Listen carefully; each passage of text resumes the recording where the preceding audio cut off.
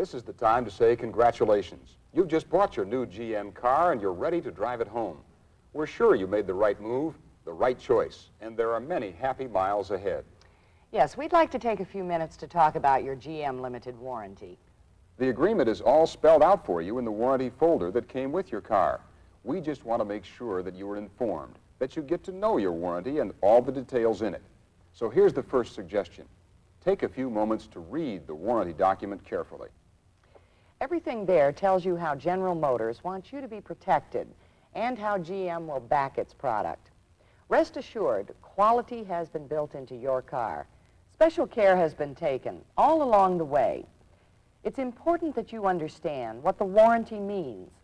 What is covered and what is not covered is all laid out in simple terms, but it might be a good idea to go over the high points one by one. The warranty starts and is in effect at the moment when you take delivery of your new car. Then the car is yours. But GM does share certain responsibilities with you for the next 12 months or 12,000 miles, whichever comes sooner. Any GM dealer authorized to sell your car line in the U.S. or Canada will repair or make adjustments to correct defects in material or workmanship on your car. Within the time and mileage mentioned, there will be no charge to you for the work or the parts covered by the warranty. And, of course, we should ask that you allow a reasonable time for the dealer to do the work. Now here's especially good news for people living in cold weather areas, places where there's often a lot of chemicals on the road. GM is so careful about corrosion protection that the limited warranty concerning perforation from corrosion extends to 36 months. 3 years, regardless of mileage. The whole warranty agreement originates in fairness and reason. GM wants to see you enjoy your car and to help you whenever the factory is considered at fault during the entire term of the warranty. I think people should know that. As you would expect, there are some situations where GM does not assume responsibility. Well, that would be tires, for example. Yes, but all tires are warranted by the tire company that makes them. That's true. The warranty booklet does explain the details about tire coverage. Check it out. There are some other times when the owner is solely responsible. For example, GM would not cover a failure resulting from an accident or caused by misuse or alteration. Yes, to help avoid this sort of problem, take the time to familiarize yourself with your owner's manual. It's pretty well spelled out there. What they're saying is that if you bang up your car or put the wrong fuel or lubricant in it, or overload it, or try doing something yourself, you're taking your own chances. The warranty doesn't apply to any resulting failure. Makes sense, doesn't it? It does to me. The same thinking defines what we call damage from the environment. Damage from salt, windstorms, hail, lightning, or even chemical fallout. May not be your fault, but they're in the category of your responsibility, not GM's. That's reasonable. Basically, it's your job as the owner to make sure your car is maintained and to protect it against the kind of damage that could be caused by lack of care. Your owner's manual includes a regular maintenance schedule. You will see that it spells out for you how to take proper care of your car. Following those simple rules can make a big difference for you and your car. Bear in mind that all regular maintenance must be performed at your expense. That means, for instance, oil changes, lubrication, replacing filters, and even brake and clutch linings if required due to wear. In fact, all we're talking about is normal preventative maintenance. There's one more thing. The warranty does not cover payment for expenses incurred due to loss of use of the car during repair. When you read it over, we think you'll agree that your GM warranty is fair. It does what it's designed to do. It helps you. In the event you have trouble, you have a friend. There are some other details, but we've explained the highlights of the agreement. We think you'll find that your dealer will interpret the language of the warranty fairly. To put it in a single phrase, we want you to be happy with your car and your warranty. It takes only a few minutes to check out the fine points. You'll find, for example, that the phraseology and some of the operating and maintenance requirements are a little different concerning cars with diesel engines, but the GM protection coverage is essentially the same. And in California, the state requirements are a little different. There's some extra news, isn't there? News about the Powertrain? Yes. Even after the 12-month, 12,000-mile period has expired, certain powertrain components are covered for another 12 months or 12,000 miles, or a total of 24 months or 24,000 miles. That's called the Power Protection Plus. Again, it's all spelled out in the warranty. Basically, it's adding another year's protection in certain powertrain areas. Regardless of the total amount involved, the most you can be charged is $100 for a dealer powertrain repair that comes after your first 12,000 miles or 12-month period. And that just about wraps it up. With these reminders, read your warranty folder, your maintenance schedule, and your owner's manual. It's all there. With lots of good information in your glove compartment. And lots of good driving in your GM car. We want you to be a satisfied customer. Remember, your dealer is not far away.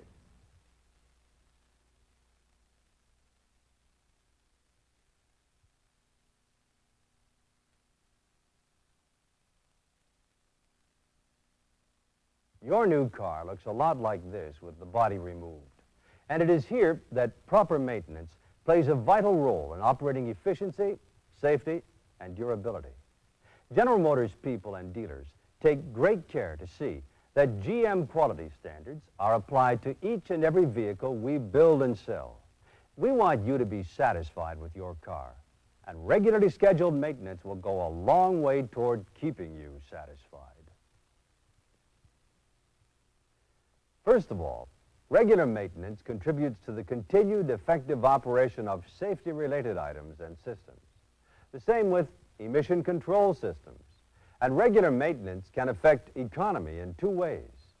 By keeping your car operating efficiently, fuel economy can be enhanced, and the repair bills and lost time that could occur from improper maintenance can be avoided.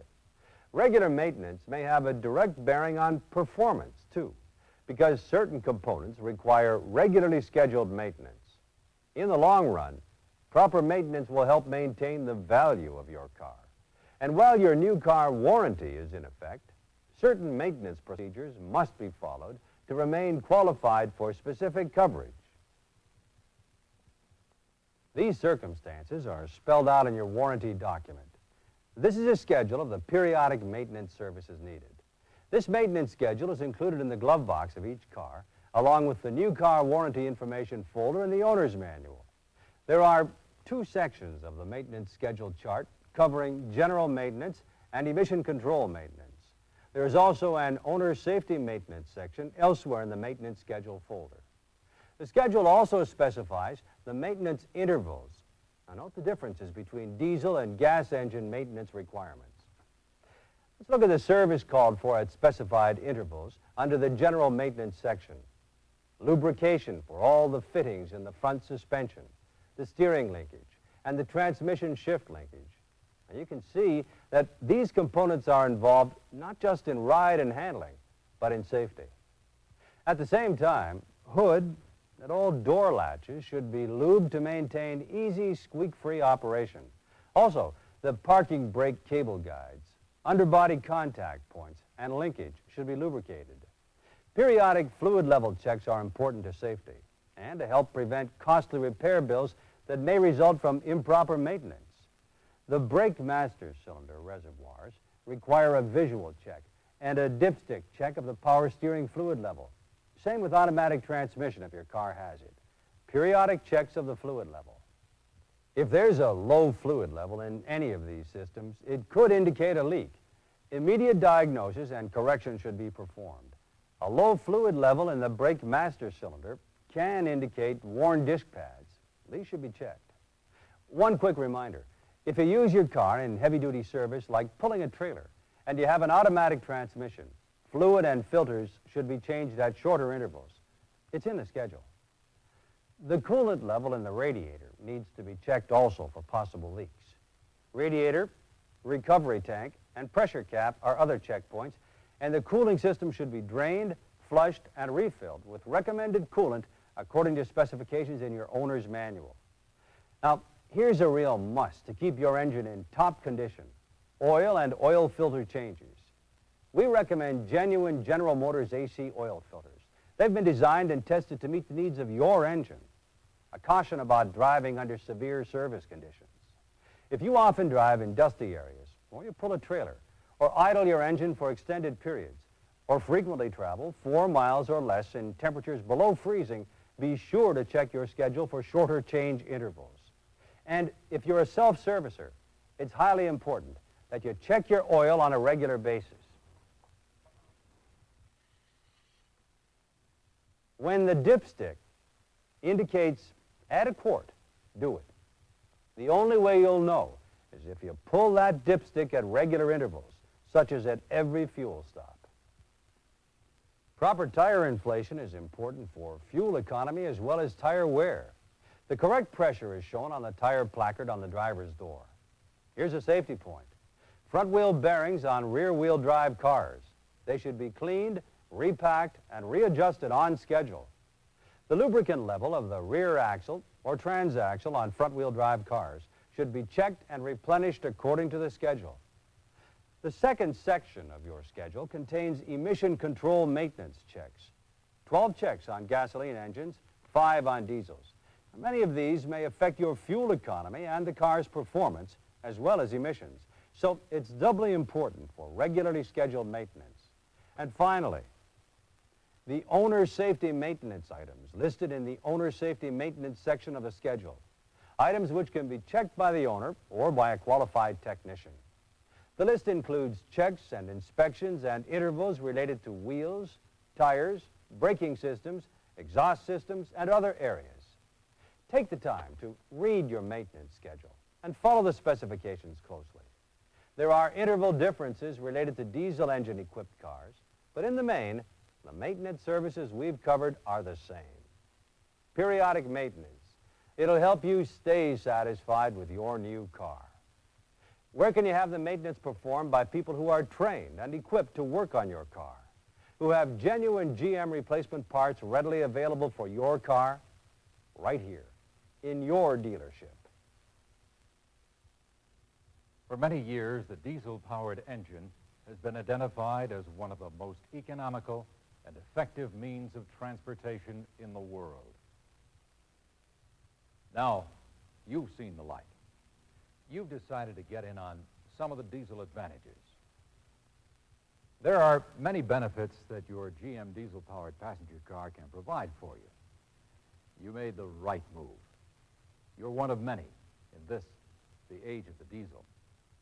Enjoy your decision and your car. We're most enthusiastic about all our diesel models, as you'll see. However, the driving experience varies from the gasoline engine. You should recognize that. My job is to take you by the hand and show you what you can expect. We'll do that and explain the reasons the diesel is the way it is.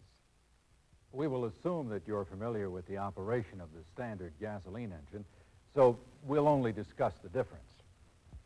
In the first place, ignition is approached another way. In the diesel, we don't have spark plugs. Ignition of the fuel and air mixture is created by very high compression. Starting a cold diesel engine requires additional heat in the pre-chamber to ignite the air-fuel mixture. We accomplish this through glow plugs. It means that, depending on the outside temperature, you will have to wait until the engine combustion chamber is warmed up and ready to start. So first, you put the ignition key in the lock and turn it to run, not to start. The wait light will show you an amber glow. That's the way you recognize that the glow plugs are heating. The length of time it stays on depends on the present engine and coolant temperature. Now, it's never too long. Sometimes when the engine is already warm, the light doesn't even come on at all. In any case, when the wait light blinks out, turn the ignition key to the start position. There is a little extra advice here. One, don't leave the key in the run position. You're draining the battery. So move the key to start as soon as the light goes out. Two, in the remote chance that the wait light comes on again or does not go out, there could be a malfunction. Check it out with your dealer. If for some reason your engine fails to start, Do not use any starting aids, such as ether, gasoline, or even diesel fuel starting fluids. They will damage the engine. Go through the starting procedure again and look at your instrument panel lights. You'll notice there's another light marked water in fuel. It's a warning light designed to let you know when excessive amounts of water have been pumped into your tank. This can happen at the time of refueling. The light is also designed to come on briefly every time you start up. That means the light system is working. It will go out quickly if everything is okay.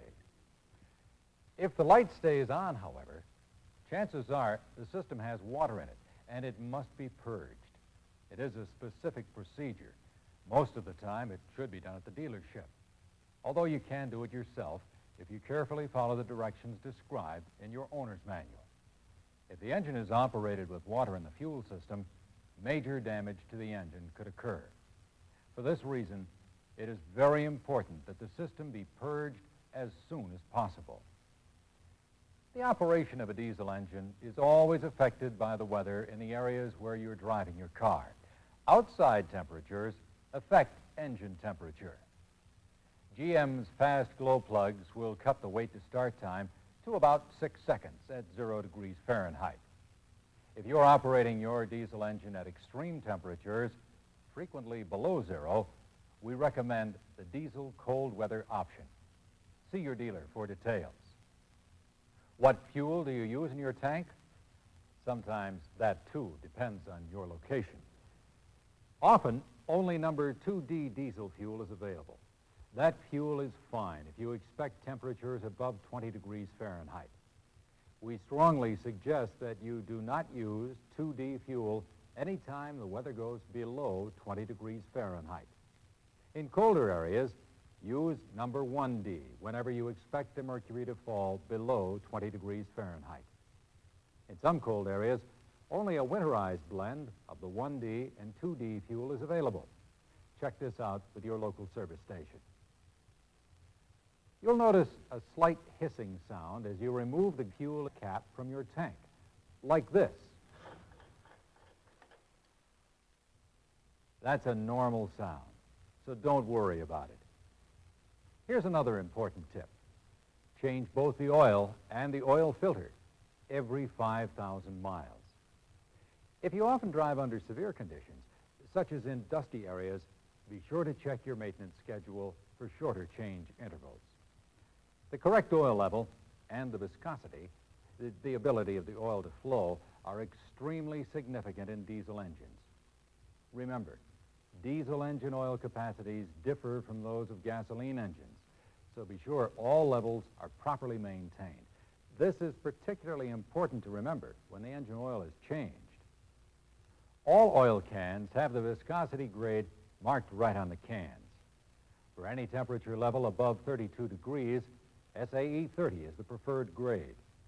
Below 32 degrees, the SAE 10W30 or 15W40 is the choice.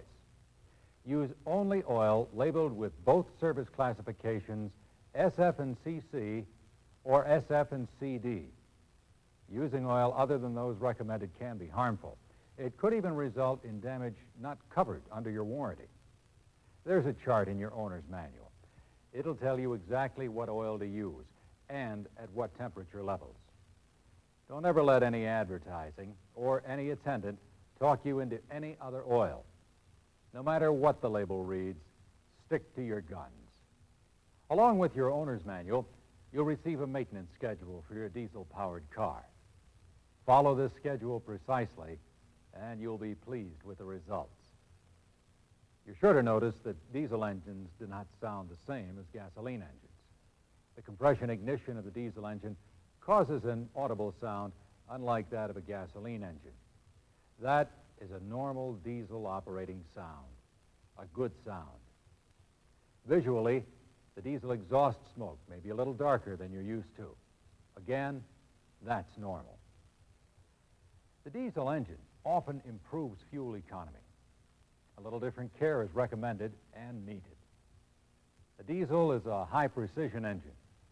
Maintenance, such as washing the engine, should be performed only while the engine is cold. Remember, you're driving a diesel-equipped automobile for economy, so you should limit your trailer towing to no more than 1 ton. Your diesel is a remarkable engine. The economy benefits are well worth the extra cost. Relax and enjoy them.